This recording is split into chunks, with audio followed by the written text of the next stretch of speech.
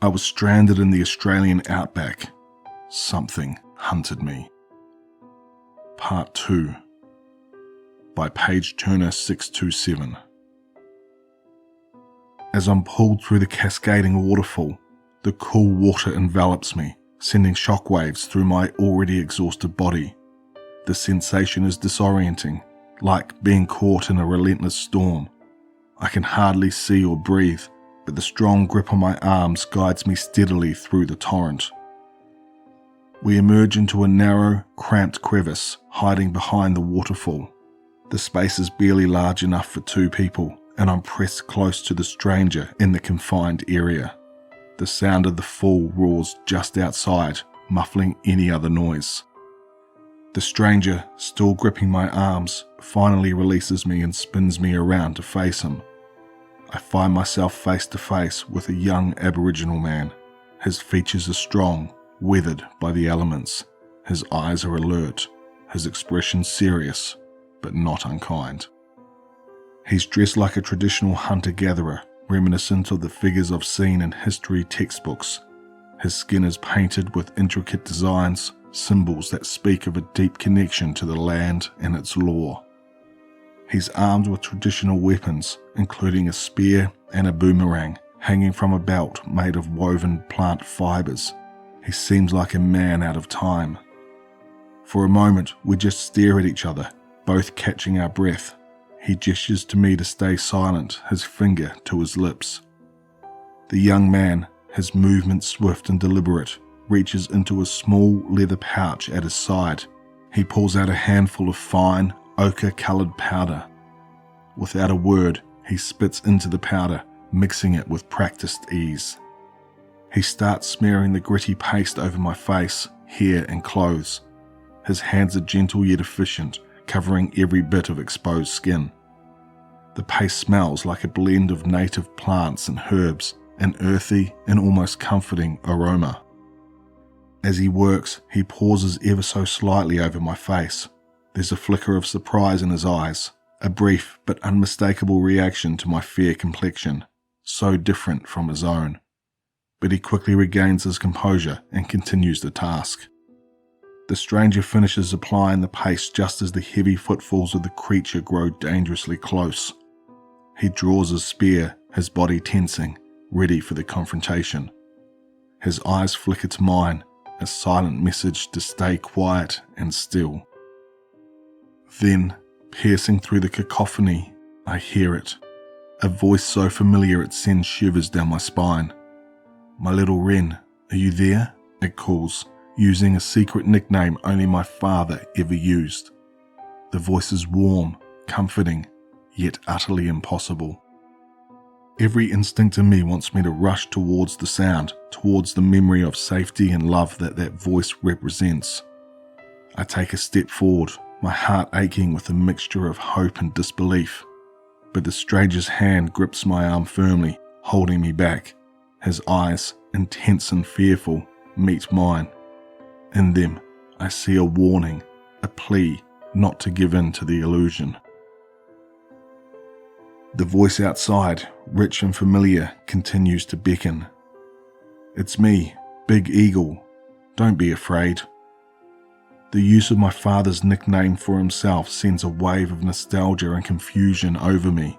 It's as if though the past and the present are colliding in this surreal moment. The voice grows more insistent, pleading now. "Willow, please come out. I've missed you, love." It's almost too much to bear, hearing those words from a man I believed was gone forever from my life. The voice outside shifts, no longer just my father's, but now intertwined with the soft tones of a woman and the playful chatter of a child. They speak in an unfamiliar language to me, their words flowing like a gentle stream, melodic and haunting. The voices, though soothing, carry an undercurrent of something sinister, an attempt to lure us from our hiding. My companion clenches his jaw, his hands tighten around the shaft of his spear. I can see the conflict raging within him, a desperate fight against the urge to respond to these ghostly calls. The creature's snout, a grotesque mix of scales and sinew, pushes through the narrow opening of our hiding place. Its breath is hot and fetid, filling the confined space with an oppressive stench. It sniffs around, probing closer and closer to where we crouch in silent terror. I hold my breath, trying to make myself as small as possible. The creature's snout comes mere centimeters from my face, its nostrils flaring as it searches for a scent. My heart pounds so loudly in my chest, I'm afraid it'll give us away. But the paste smeared all over me seems to mask my scent, disguising my foreign smell with the earthy tones of the Australian bush. The creature hesitates, sniffing the air with confusion. It's as if it senses our presence, but can't quite pinpoint where we are. Finally, after what feels like an eternity, the creature withdraws its snout from the crevice. Its frustrated growls and heavy footsteps recede as it continues to search elsewhere. Time seems to stretch on endlessly. For a moment, neither of us move, still reeling from the close encounter. Every sound, every shift in the air sets my nerves on edge, but gradually the oppressive sense of danger begins to fade. The creature's growls and footsteps, once so menacingly close, are now distant echoes. Finally, after what feels like hours, the young man relaxes his posture slightly. His sharp gaze softens and he turns to me, nodding slightly. It's a silent signal that it might be safe to leave our hiding place. We emerge cautiously from behind the waterfall, stepping out into the cool, misty air.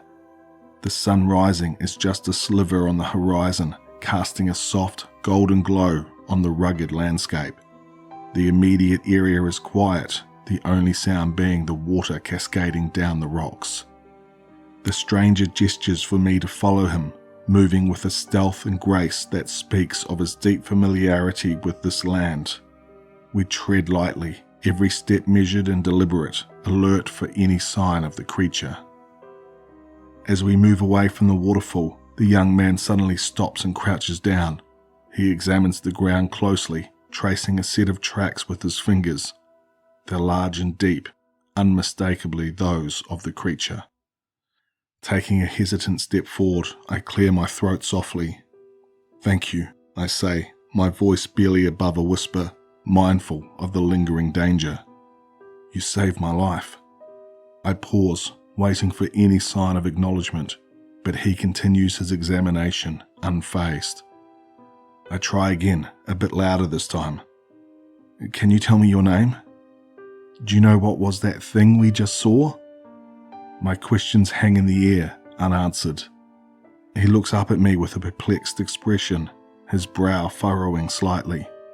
In a low, cautious tone, he mutters something in a language I don't recognize. The words are fluid, rich with inflections that are unfamiliar to my ears. Garnering nothing but a blank stare from me, he returns to the tracks. His eyes widen as he picks up a piece of tattered fabric from one of the creature's paw prints. It's a small scrap, but clearly part of a garment, frayed and stained with what looks like dried blood. He holds it up, examining it closely, his expression one of concern. Suddenly, he turns to me and becomes animated, speaking rapidly in his native tongue. His words are a torrent of sounds and syllables that dance around me, completely foreign and incomprehensible. He points emphatically at the scraps, then to the tracks, and finally towards the dense bushland. I watch him, trying to decipher his meaning through his gestures and the urgency in his voice. It's clear he is trying to convey something crucial, something about the creature and perhaps its recent activities. "I'm sorry, I don't understand," I say, my voice tinged with frustration. "Can you please just speak to me in English?" It doesn't even occur to me at the time that he might not know English. He stares at me, his expression hard to read. For a moment, he seems to be weighing his options, his gaze shifting from me to the wilderness around us. Then, without another word, he turns and storms off into the bushland. His departure is swift, a clear sign of his annoyance or perhaps his need to act quickly. For a moment I'm stunned, left standing in the early morning light, the sound of the wilderness enveloping me. The sense of isolation is palpable, and the memory of the creature's terrifying presence is still fresh in my mind. Shaking off my hesitation, I start to follow him. My injuries protest with each step, but the danger of being alone in this environment, especially with that creature out there, overrides my discomfort. "Wait," I call out, my voice echoing slightly in the open space. Catching up to him, I try to keep pace, my breathing heavy from the exertion and pain. "We should stick together," I say, more to myself than to him, especially with that thing out there. He doesn't stop, but I notice he's not moving as fast as he could. It seems like he's consciously slowing down his pace, allowing me to follow close behind despite my injured state. He continues forward, muttering something under his breath in his language. It's a stream of words I can't understand, but the tone suggests distress. We trek through the rugged wilderness, the landscape a blur of reds and greens through my increasingly hazy vision. The throbbing in my head, a dull ache at first, grows to an insistent, pulsating pain. It feels like a drumbeat, relentless and overpowering. My steps become unsteady, each movement sending waves of nausea and dizziness through me. As we navigate the dense underbrush, my vision starts to double, the world around me splitting and merging into a disorienting dance. I blink rapidly, trying to clear my sight, but it only seems to worsen. The edge of my vision darkens, the encroaching shadows narrowing my field of view. I can feel the heat of the sun on my back, the sweat trickling down my spine, but it's as if I'm moving through a thick fog. My ears ring, the sounds of the bush muted and distant. I try to focus on the young man leading the way, his figure now a nondescript silhouette in front of me. I want to call out, to tell him that something is wrong, but my tongue feels heavy, my throat dry. With each step, the pain in my head spikes, a sharp contrast to the numbness that starts to creep into my limbs.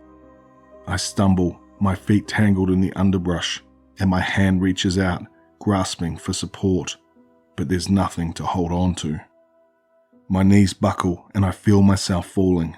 The ground rushes up to meet me, a collision that seems both imminent and surreal. In that moment, a wave of helplessness washes over me, a sense of impending doom. But the impact never comes. Instead, there's a sudden, jarring halt as strong arms catch me, preventing me from crashing to the earth. I barely register the sensation of being lifted, my body too heavy, too disconnected from my mind.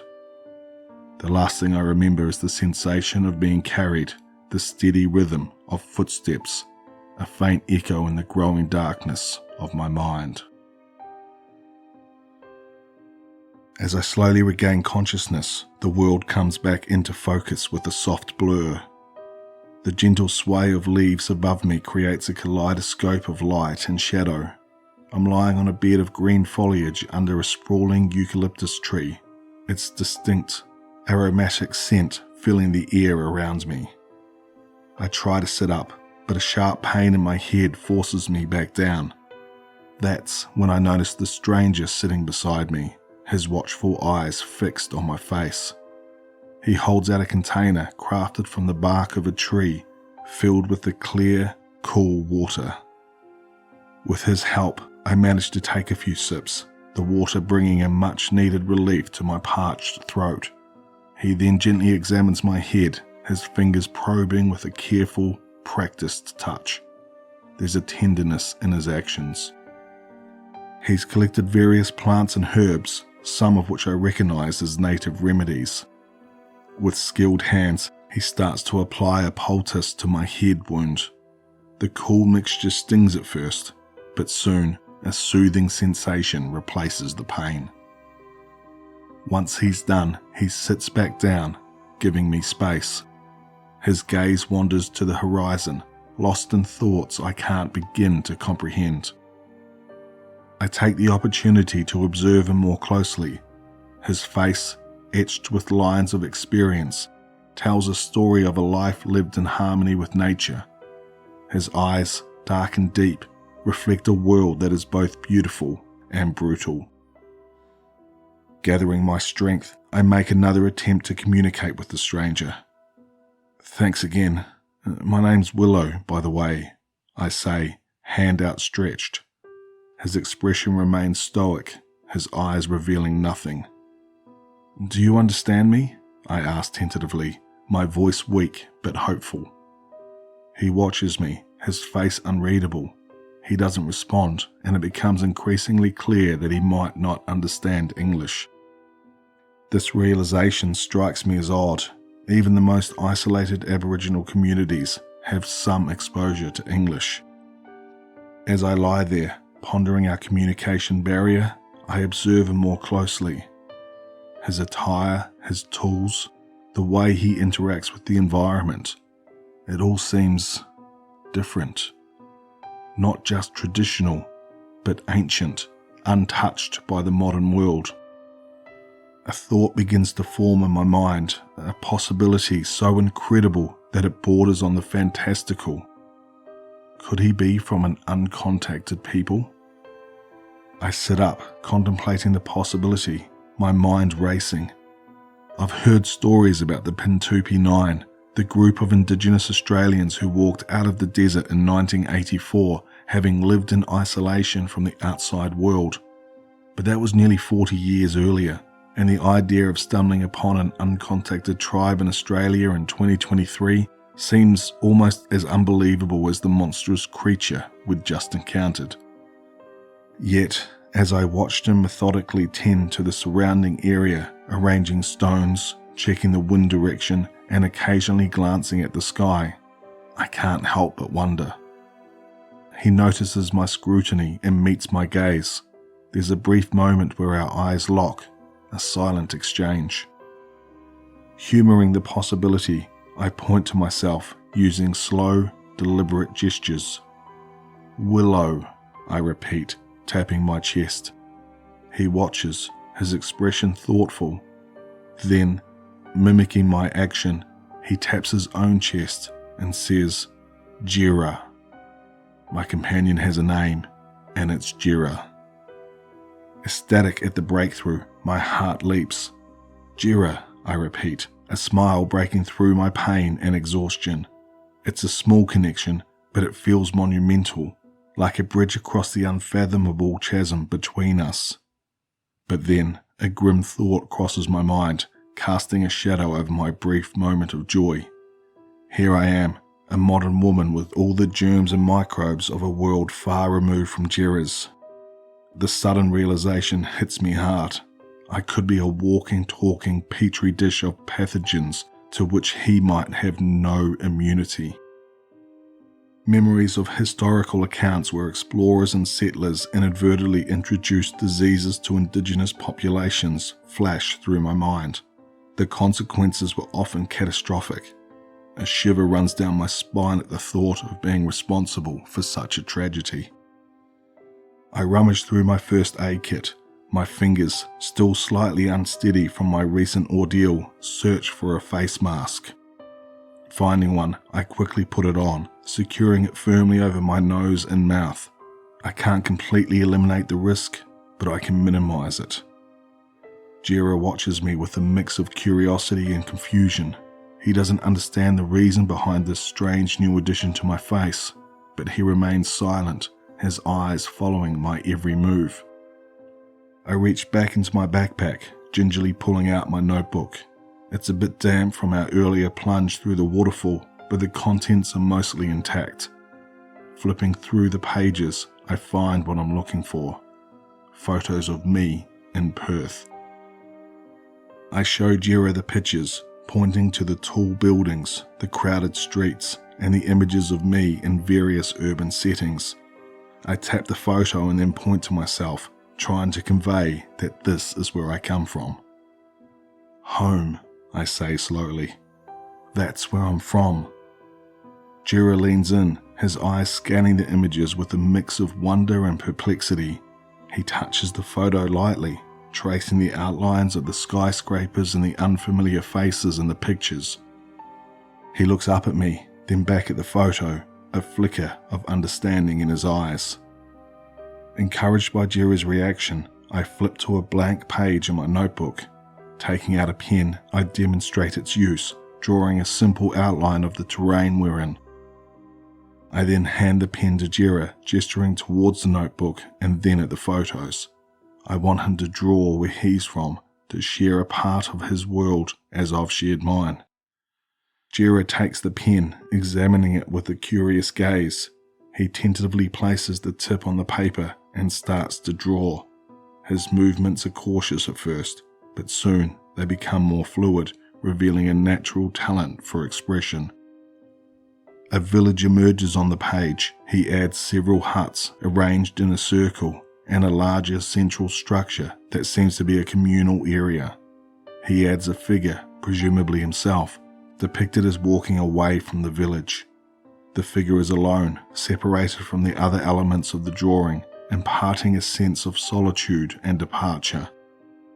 I'm no anthropologist, but through my schooling and cultural sensitivity training as a ranger, I've learned about various aspects of Aboriginal cultures. One concept that comes to mind is that of the walkabout, a rite of passage in which young Aboriginal men embark on a journey into the wilderness, living off the land for a period to transition into manhood and gain spiritual enlightenment. As I ponder over Jira's drawing, the eerie encounter with the creature still looms large in my thoughts. I decide to communicate this experience with Jira, hoping he might have some insight or knowledge about what we faced. I start sketching the creature as best as I can recall, the grotesque features, the scaly skin, the malevolent eyes. I try to capture every detail that's etched into my memory. My hand trembles slightly as I draw, the image stirring renewed terror. Finishing the sketch, I turn the notebook to show Jira. "Do you know what this is?" I ask. His reaction is immediate and intense. His eyes widen and he recoils slightly, a look of recognition and fear crossing his face. He begins speaking rapidly, his voice urgent. One word stands out, repeated several times with emphasis. Bunyip. Jira's hand shakes as he takes the notebook from me, his eyes locked onto the sketch of the bunyip. With a sense of urgency, he begins drawing a line from the monstrous figure to the village he had depicted earlier. The line he draws is jagged, almost erratic, as if to symbolize the chaotic and unpredictable nature of the bunyip. He taps the line repeatedly, his eyes meeting mine with a piercing intensity. It's clear to me now why he was in such a rush. He fears the bunyip is heading towards his village. Or worse, that it might already be there.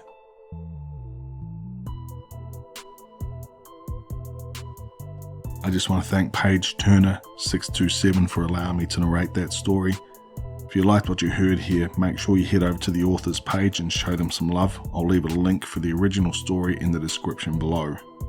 If you're new here, please consider subscribing, and as always, stay tuned for one more nightmare.